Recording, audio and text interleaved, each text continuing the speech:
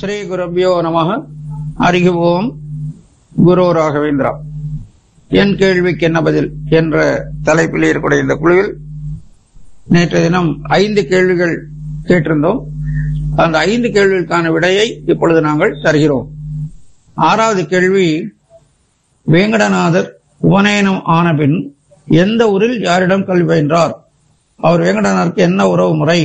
அவர் எந்த கோத்திரை சேர்ந்தவர் என்பது கேள்வி. அதுக்கான பதில், வேங்கடநாதர் உபநயனம் ஆன பின்பு மதுரையில் இருந்த தன் அக்கா வேங்கடாம்பாவின் கணவர் ஸ்ரீ லட்சுமி நரசிம்மாச்சாரிடம் கல்வி பயின்றார்.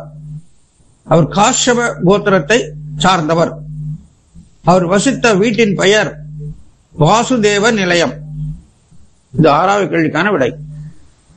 7வது கேள்வி வேங்கடநாதர் தன் பரம குரு விஜயேந்திரரை எந்த வயதில் எந்த ஊரில் யாருடன் சென்று தரிசித்தார்? அப்போது விஜயேந்திர தீர்த்தரின் செயல்பாடு எவ்வாறு இருந்தது என்பது கேள்வி.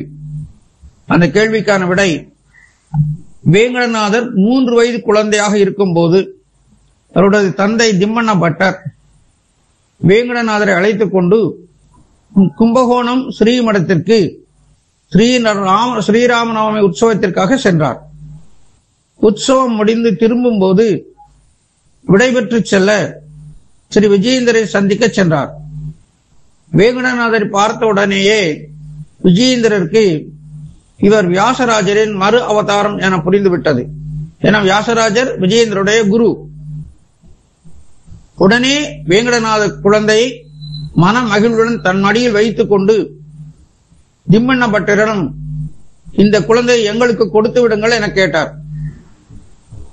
மீண்டும் சில வருடங்கள் கழித்து ராஜமன்னார்குடியில் வித்வத் சபை நடக்கும் சமயத்தில் ஸ்ரீ லட்சுமி நரசிம்மாச்சாரியுடன் வேங்கடநாதர் சென்றார். வேங்கடநாதரை பார்த்தவுடன் அவர் லட்சுமி நரசிம்மாச்சாரியிடம் வேங்கடநாதரின் கல்வியில் தனி கவனம் செலுத்த வேண்டும் என கூறினார். அன்று இரவு ஏகாந்தத்தில் இருக்கும்போது சுதீந்திரிடம் வேங்கடநாதர் தனது குருவான வியாசராஜரின் மறு அவதாரம் என்றும் சுதீந்திர தீர்த்தருக்கு பின் வேங்கடநாதர் பீடாதிபத்தியம் அளித்து உத்தராதிகாரியை நியமிக்கும்படியும் உத்தரவிட்டார். 8வது கேள்வி, லட்சுமி நரசிம்மாச்சாரியனும் கல்வி பயின்ற பின் வேங்கடநாதர் வேறு யாரிடம் சென்று உயர் கல்வி பயின்றார்? அங்கு வேங்கடநாதரின் மேதாவிலாசம் எவ்வாறு வெளிப்பட்டது? இது 8வது கேள்வி. அதுக்கான விடை, வேங்கடநாதர் மதுரையில் கல்வி கற்ற பின் உயர்கல்விக்காக கும்பகோணம் சென்று ஸ்ரீ சுதீந்திர தீர்த்தரிடம் கல்வி பயின்றார். அங்கு ஒரு முறை நியாயசுதா பாடம் நடத்தி கொண்டிருந்த போது ஒரு சொற்றொடருக்கு எவ்வாறு மாணவர்களுக்கு புரியும்படி விளக்கலாம் என புரியாமல் சுதீந்திர தீர்த்தர் அன்றைய வகுப்பை பாதியிலே முடித்தார்.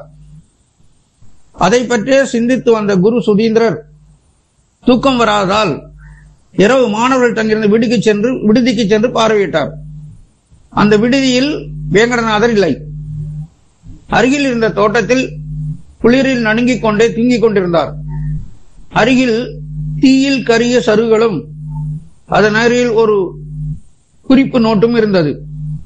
அதில் வேங்கடநாதர் தான் இதுவரை கற்று தந்த நியாயசுதா விளக்கங்கள் பற்றி தன்னுடைய கருத்துக்களையும் எழுதியிருந்தார். அது மட்டுமின்றி தான் எந்த சொற்றொடருக்கு சரியான விளக்கம் கிடைக்காமல் யோசனை செய்து கொண்டிருந்தாரோ அதற்கு சரியான விளக்கத்தையும் தந்திருந்தார். இதனால் மகிழ்ந்த குரு சுதீந்திரர் வேங்கடநாதரை மனதார பாராட்டி பரிமளாச்சாரிய பட்டத்தையும் வழங்கினார். 9வது கேள்வி, வேங்கடநாதருக்கு எந்த வருடம் திருமணம் நடந்து அவருடைய மனைவியின் பெயர் என்ன? வேங்கடநாதன் மாமனாரின் பெயர் என்ன? இந்த கேள்விக்கான விடை, வேங்கடநாதருக்கு ஆனந்த நாம சம்பத்சரம் 1614வது வருஷம் சைத்ர சுக்ல பஞ்சமி தெலுங்கு சித்திரை மாதம் திருமணம் நடந்தது. அவருடைய மனைவியின் பெயர் சரஸ்வதிபாய். வேங்கடநாதரின் மாமனாரின் பெயர், அதாவது சரஸ்வதிபாயோட அப்பா பேர் வாசுதேவாச்சார். இவர் செல்வ செழிப்பு நிறைந்த ஜாகீர்தார். சரஸ்வதிபாய் சிறந்த சாஸ்திர ஞானமும் சங்கீத ஞானமும் பெற்றவர். அடுத்தது 10வது கேள்வி. வேங்கடநாதர் சந்நியாசம் ஏற்பதற்கு முன் எழுதி முடித்த கிரந்தத்தின் பெயர் என்ன? அது எந்த நூலுக்கு விளக்க உரையாக அமைந்தது?